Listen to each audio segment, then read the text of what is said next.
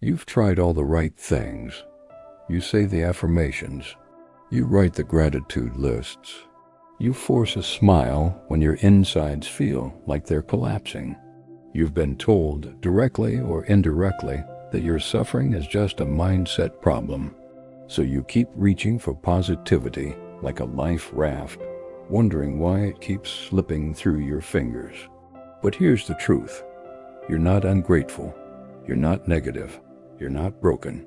You're dysregulated.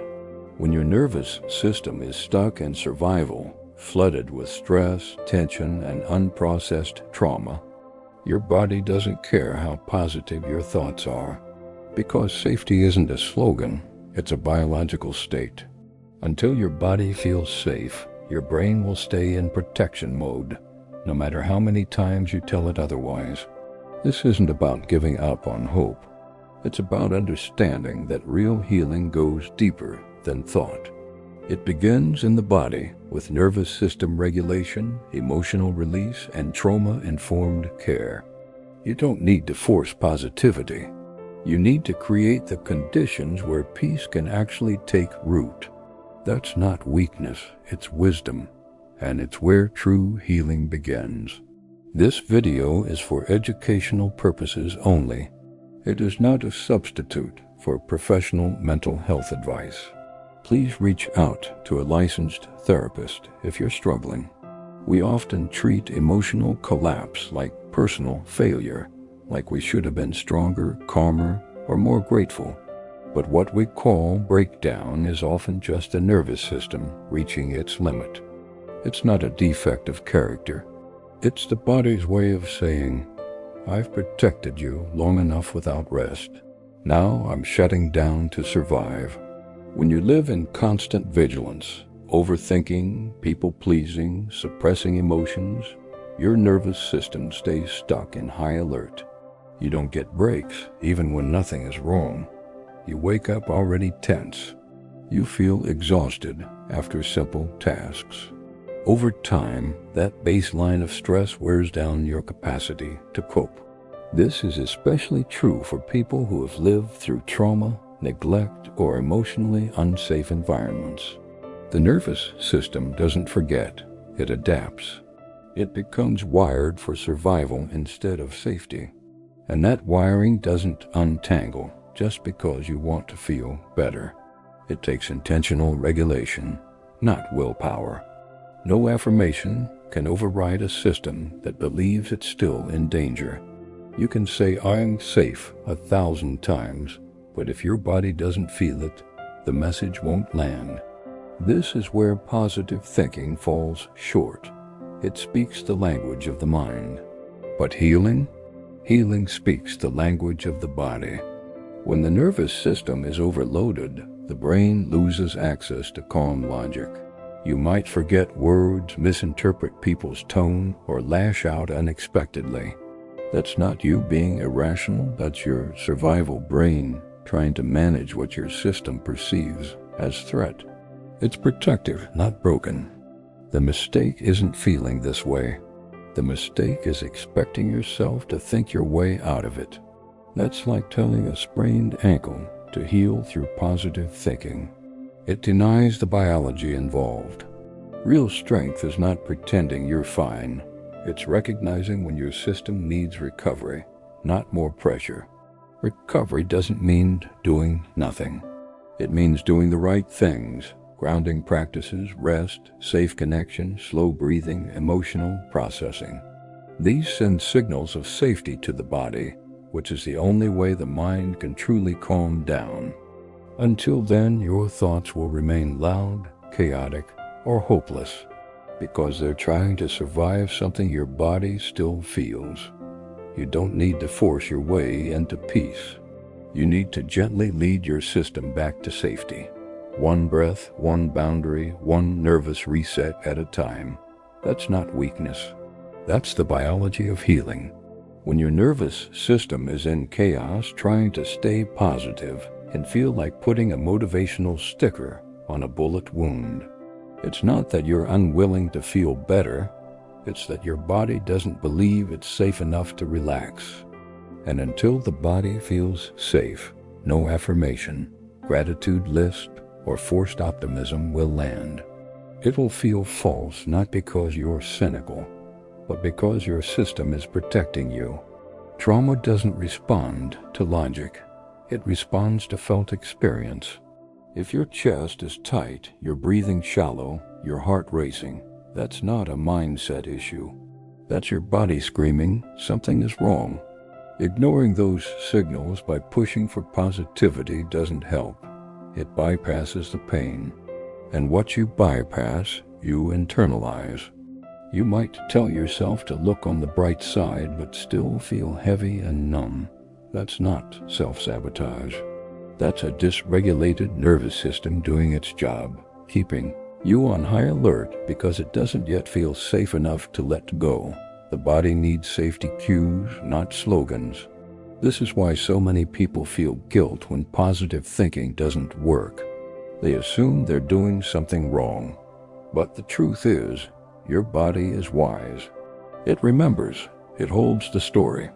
And healing doesn't happen by ignoring that story. It happens by listening to it, validating it, and creating space for it. Emotional pain is not a character flaw, it's a signal. When you allow yourself to feel what's actually happening, fear, rage, grief, confusion, you're not wallowing, you're witnessing. And witnessing is the first step toward integration. It's the opposite of denial. It's the beginning of healing. The irony is that only when we stop resisting pain does it begin to shift. When you say, yes, I'm overwhelmed, or I feel lost, you give your system permission to stop fighting reality, and that's where nervous system regulation begins. Not in toxic positivity, but in radical honesty. The path forward isn't pretending you're okay. It's learning how to co-regulate with supportive people, how to breathe in ways that calm your vagus nerve, how to reconnect to your body slowly and gently. Once your nervous system feels held, the mind naturally quiets. You don't have to force peace, it starts to emerge. Survival taught you how to function in chaos. You became the strong one, the fixer, the high achiever, the one who didn't cry because you had to. There was no space for softness, no time for breakdowns, no one to catch you if you fell apart. So you learned to push down your needs and keep going, no matter what. But here's the cost. The same armor that once protected you is now suffocating you. The same survival patterns, overfunctioning, numbing out, saying yes when you mean no, are draining your nervous system. You're exhausted, overstimulated, and disconnected. And the worst part? You still think that slowing down would be weak or irresponsible. Healing means learning that the opposite is true. Softness is not weakness. It's the antidote to chronic survival mode. When your nervous system has been on high alert for years, it doesn't need more pressure. It needs permission to pause. Rest is not a reward. It's a regulation tool. This unwinding doesn't happen quickly. It happens in small, uncomfortable acts of resistance. Saying no when you usually say yes. Taking a break without earning it. Asking for help and not apologizing. Letting yourself cry instead of pushing through. Each of these is a nervous system reset, a new signal to the body that it's finally safe to be human. And it feels wrong at first. You may feel lazy, selfish, dramatic. That's because your wiring is still based on survival, not safety. Your body doesn't trust calm yet. It's still scanning for the next threat, the next task, the next way to prove your worth. You are not broken for feeling that way.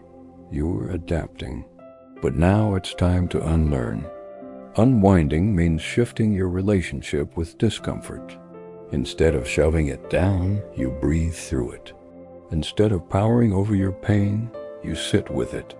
And slowly your nervous system starts to learn. We're not in danger anymore. We don't have to run. That's the work. Not perfection. Permission. Permission to be soft, messy, tired, and human.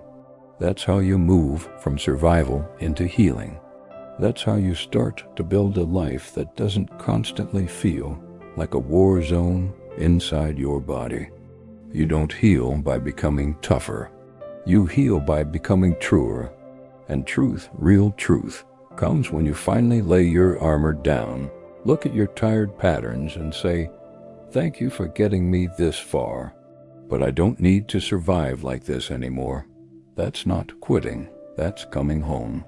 Healing doesn't come from repeating affirmations or forcing yourself to think positive. True healing begins at the nervous system level, where safety, not optimism, is the foundation. When your body feels safe, your mind naturally starts to follow. But if your nervous system remains on edge, positivity is like trying to build a house on quicksand, unstable and fleeting. Regulation starts with the body because trauma and chronic stress are stored there first. Breath work is one of the most accessible tools for this.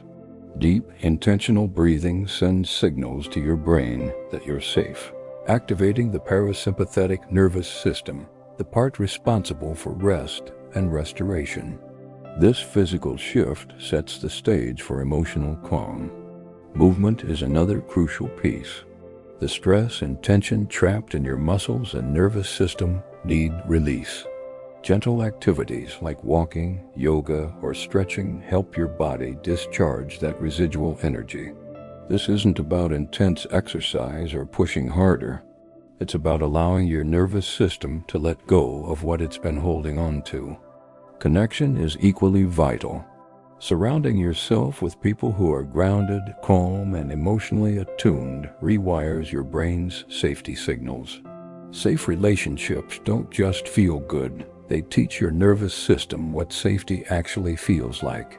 Over time, these connections become anchors that help soothe anxiety and fear. Predictability also plays a critical role. Our nervous system thrives on rhythm and routine. Establishing consistent daily habits, regular sleep schedules, meal times, and self-care rituals builds a framework of safety.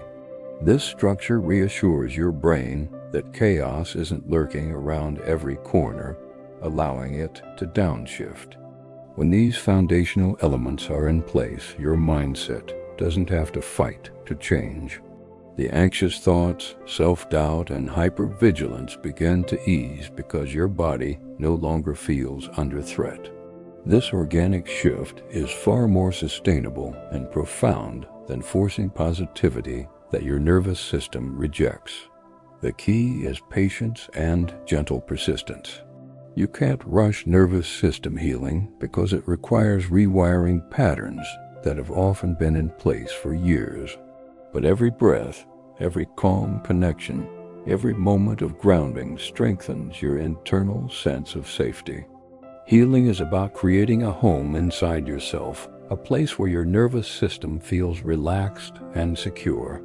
From this foundation of safety, peace isn't just a fleeting thought or a forced mantra. It becomes a lived experience, emerging naturally from the inside out.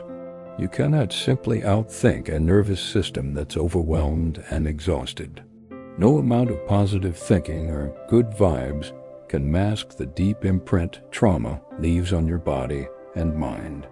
Healing isn't about pretending the pain isn't there or forcing yourself into a facade of happiness. True peace begins when you stop denying your pain and start honoring it, allowing yourself to slow down and reconnect with your body's signals. Healing is about creating safety within yourself, learning to feel grounded, calm, and secure in your own skin again. This process demands patience, compassion, and permission to be fully human, with all the messiness that entails. Real healing doesn't come from pressure to be positive or fixed. It emerges when you give yourself the space to feel, rest, and rebuild from the inside out. That is where lasting peace truly begins.